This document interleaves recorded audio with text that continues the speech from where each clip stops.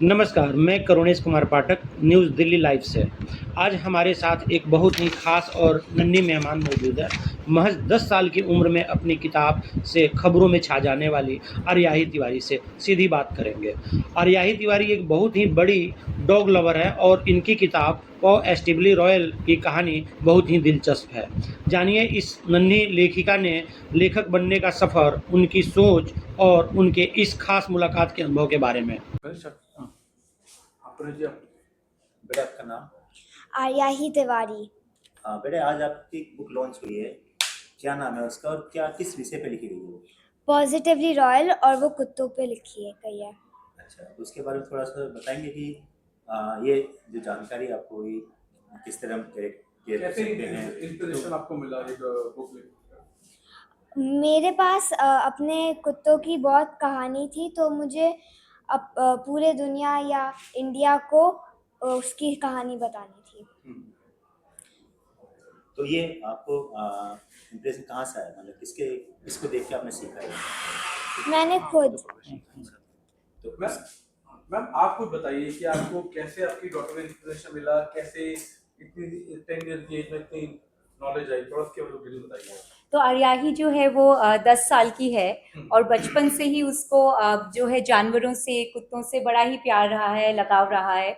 उसने actually dog training में certification भी लिया है। हम लोग दुबई रहते हैं, तो वहाँ पे उसने जो है कहा कि हमारे पास में जो है पेट डॉग्स, तो इसको हमेशा से उनके प्रति काफ़ी जो स्नेह रहता है, काफ़ी वो उनको प्यार करती है, उनके बारे में समझती है।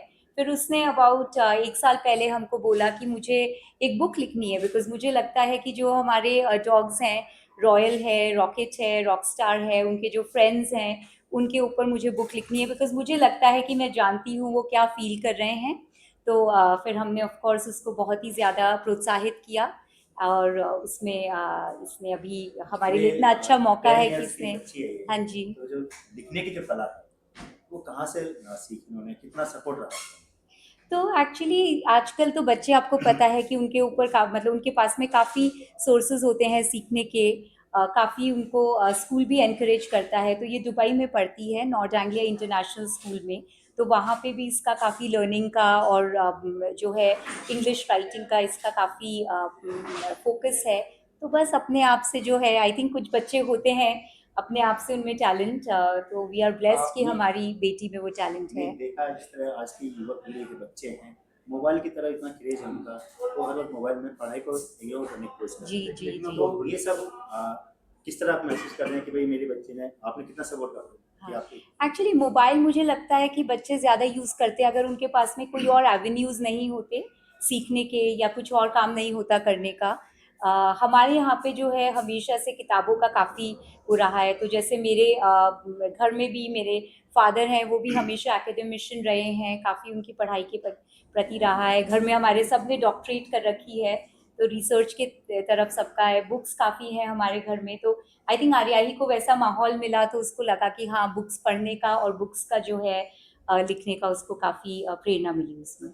ये जो किताब लिखेगी डॉग के ऊपर, क्या मैसेज देने की कोशिश करेगी? आई थिंक आर्याही ज़्यादा अच्छा बता सकती है क्या मैसेज देती है। मैं आपको, मेरी तरफ से वो है कि मुझे तो मैसेज ये है कि जो भी आप पालतू रखोगे उसे अच्छी तरीके से कैसे मतलब केयर करना। मैम थोड़ा आप बताइए, आपको आपने क्या गाइडेंस की, आपने आप एक माँ है और पिता ने क्या आपका क्या इतना साथ रहा बच्चे के, इतना इस सुबह में फिर बोलूँगा टैलेंट आना बहुत बड़ी बात है। जी, हमारा तो इतना ही था कि बच्चे ने जो कहा कि हमें ये करना है, हमें बुक लिखनी है, हमें डॉग ट्रेनिंग में सर्टिफिकेशन आपने चाहिए। किसी की कोई लेखन में आपने हेल्प की है? लेखनी में तो नहीं हेल्प होती है, बिकॉज़ बच्चा खुद ही अपना लिखता है, तो उसने अपने आप से ही करी है। बट हाँ, कभी चर्चा करती है कि मुझे लगता है कि रॉयल ऐसा सोचता है, ऐसा करता है। तो बस वही है कि आप उसको प्रोत्साहित करते रहें बच्चों को, दैट इज़ वेरी इम्पोर्टेंट। बच्चा एक सही और गलत का मायना भी होना चाहिए ना, कि हाँ कोई जी। वर्डिंग गलत ना हो जाए, कोई सेंटेंस गलत ना हो जाए। उसमें उसके लिए इंप्रेशन की बात कर रहा हूँ। जी, तो एक्चुअली उसके अंदर तो ये जो है अपने आप से लिखती हैं, फिर डिस्कस करती हैं, तो थोड़ा हम लोग उसमें इसको गाइड करते हैं, बट बुक में बच्चा ही अपना पूरा वो करता है।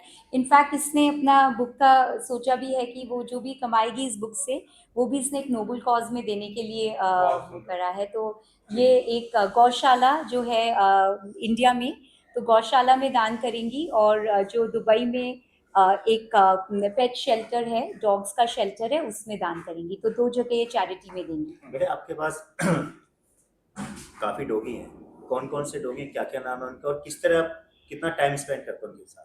मेरे पास 2 डॉगी है, वो दोनों टीकप पूडल है। एक का नाम रॉयल, एक का नाम रॉकेट। और क्या था? कितना टाइम स्पेंड करते हो उनके साथ? मैं उनके साथ हर रोज़ टाइम स्पेंड करती हूँ। जब मैं स्कूल से आती हूँ थोड़ी 2 घंटे उनके साथ खेलती हूँ। पढ़ाई के साथ उनके साथ कैसे मैनेज करते हो आप? पढ़ाई वो मेरे पास ही बैठते हैं जब मैं पढ़ रही होती हूँ।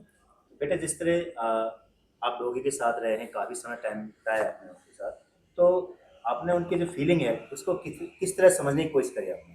मेरे 9 बर्थडे पे मम्मा ने मुझे एक किताब दी थी, उसमें दिखा रहा था कि कैसे डॉग अगर ऐसे बिहेव करते हैं तो उसका मतलब क्या है, मतलब कैसा फील हो रहा है उन्हें, तो उससे मुझे पता चल गया। कभी जिस तरह डॉगी अग्रेसिव होता जाते हैं तो कभी कोई काटने की कोशिश करते हैं, भौंकने की कोशिश करते हैं।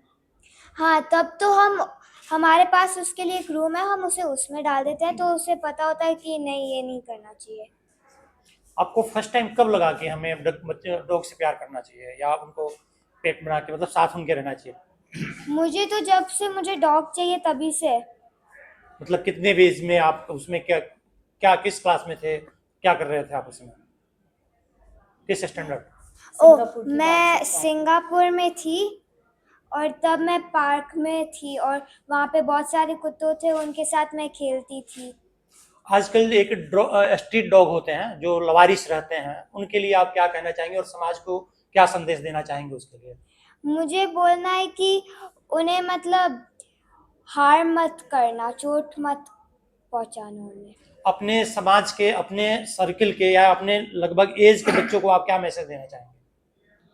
कि आप अगर डॉगी है तो सिर्फ आईपैड और फ़ोन पे मत रहो, उनके साथ भी खेला करो। तो आप भी उनके भाई है, रुद्राक्ष नाम है आपका। या आपने कुछ इंस्पिरेशन लिए अपनी छोटी बहन से? छोटी बहन से तो इंस्पिरेशन लेने के लिए तो बहुत कुछ है। अच्छा। उसने जिस तरीके से उसने लिखा है, वो भी इतने यंग एज पे, हाँ। मैं बड़ा हो गया अभी तक मैंने कुछ नहीं लिखा, लेकिन इसने 10 इयर्स की एज पे ही लिख दिया। तो मुझे बहुत इंस्पायर करा है इसने, क्योंकि इसने जब भी इसको कुछ दिक्कत हुआ है, उसने सोचा अच्छे से कि कैसे मैं अपना मैसेज पोर्ट्रे करूं, और ऐसा नहीं है कि बस ऐसे ही लिख लिया। डॉग्स के साथ उसने टाइम स्पेंड करा, उससे उसको उनके बिहेवियर, उनके मैनरिज्म्स को देख के इसने करा है, अपनी बुक लिखी है। इससे और आपको क्या प्रेरणा मिली? आप भविष्य में क्या कुछ इस तरह का प्लानिंग कर रहे हैं या किसी और फील्ड में कुछ और प्लानिंग कर रहे हैं? इससे मुझे प्रेरणा मिली कि मैं भी कभी तो बुक स्टार्ट कर लूं, मैं भी कभी लिख लूं, कुछ तो मैं भी कर लूं। जरूरी नहीं कि आप अपनी छोटी बहन लेके आप भी लिखा, आप किसको और के ग्रुप में इंटरेस्ट हो, स्पोर्ट्स में, किसी और चीज में, या पढ़ने में, या इंजीनियरिंग में, किसी और में। इंटरेस्ट तो अगर मैं लिखूंगा तो फिर देन उसको मैं बाद में लिखूंगा अबाउट स्टोरी।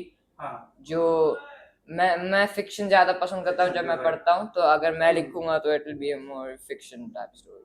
बेटे जो आप अगली किताब लिखने का प्लान बना रहे हैं, इसी बेसिस पे किताब होगी या कोई और अलग बेसिस होगा? वो मुझे पता नहीं, लेकिन मैं चाहती हूँ कि इसी को कंटिन्यू करें। तो कब तक उम्मीद की जाए उसके बारे में? पता नहीं। चलो okay, thank you so much. Thank चलिए, आपको इसके लिए बहुत बहुत बधाई हो, आपने बहुत अच्छा काम किया है और हम भी आपके भविष्य के लिए बहुत अच्छा कामना करेंगे, आपको सफलता मिले इसमें। Thank you madam. Thank you. अभी 10 मिनट हो गए।